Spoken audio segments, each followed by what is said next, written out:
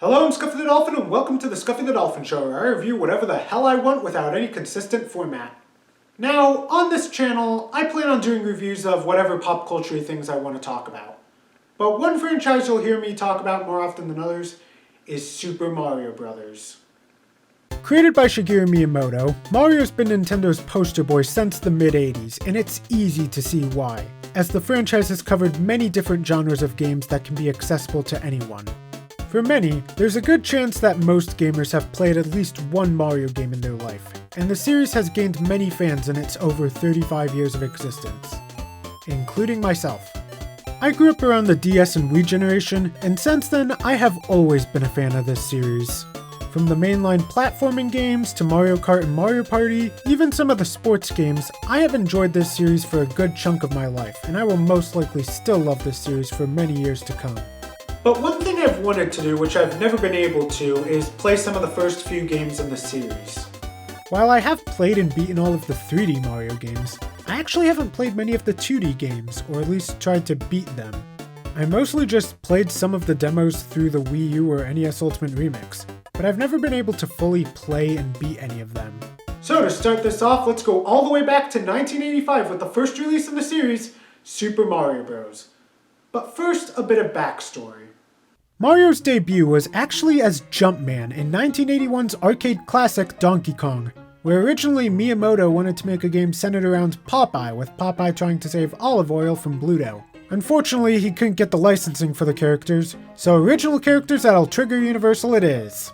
And after that, he was eventually renamed Mario and appeared once again in Donkey Kong Jr. as the villain? So, after Mario saved Pauline from Donkey Kong, his revenge was to kidnap DK and force his son to try and save him, all while whipping various animals at Junior. And this guy's beloved because... After that, he had another arcade game release with Mario Bros., which introduced his brother Luigi. And on September 13th, 1985, Super Mario Bros. Was released on the Famicom in Japan, and eventually released sometime in late 1985 on the Nintendo Entertainment System in North America. Yeah, for some reason the North American release of Super Mario Bros. Is a complete mystery.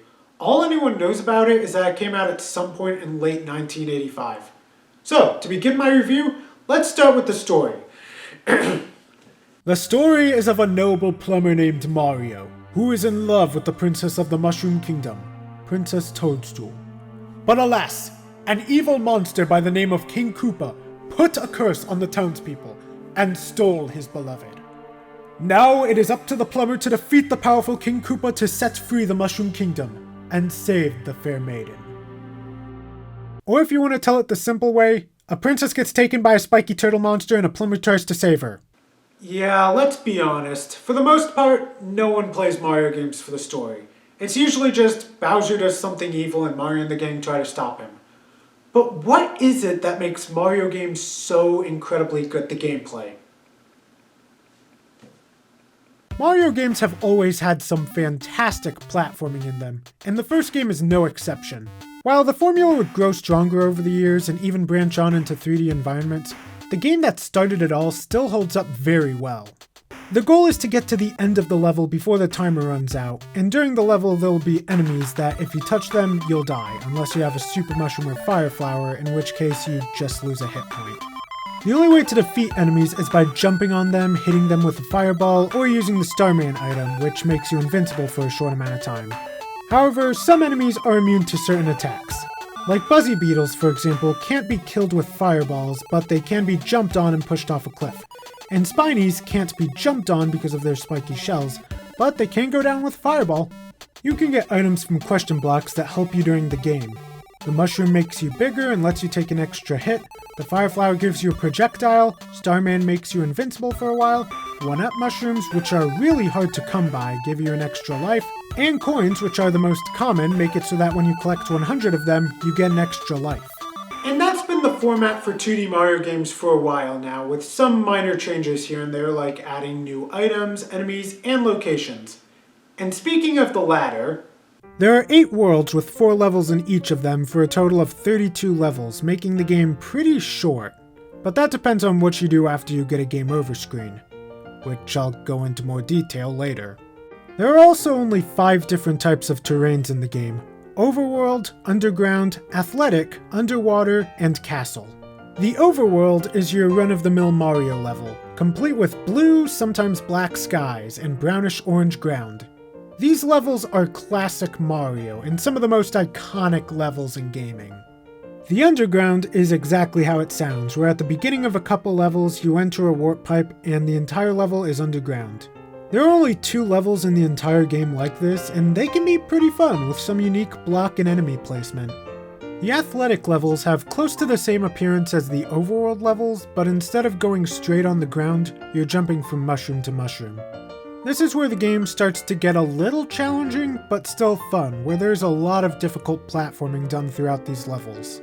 The Underwater levels are essentially the same idea as the Underground levels, but worse. These levels have you swimming through a sea of bloopers and cheeps, and they can be pretty annoying to dodge. Oh, and when I say swimming, I of course mean pressing the A button repeatedly.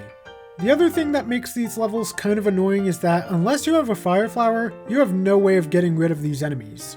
Fortunately, there are only 2 of these types of levels in the game, and the second one is just the first one but with more enemies. Yay.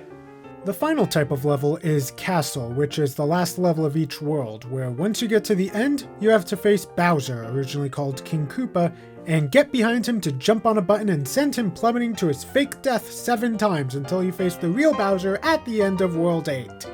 Or if you have a fire flower, you could just shoot him a few times and he'll go down eventually. Believe it or not, the last 2 castle levels are the only levels in the game that I had to use a guide for, on account for being hard mazes that can take you a long time to beat and understand. But other than those 2 levels, the castle levels are pretty fun levels that can make the game pretty challenging. And then after you finish each of them, you get that classic line that everyone knows and probably hates.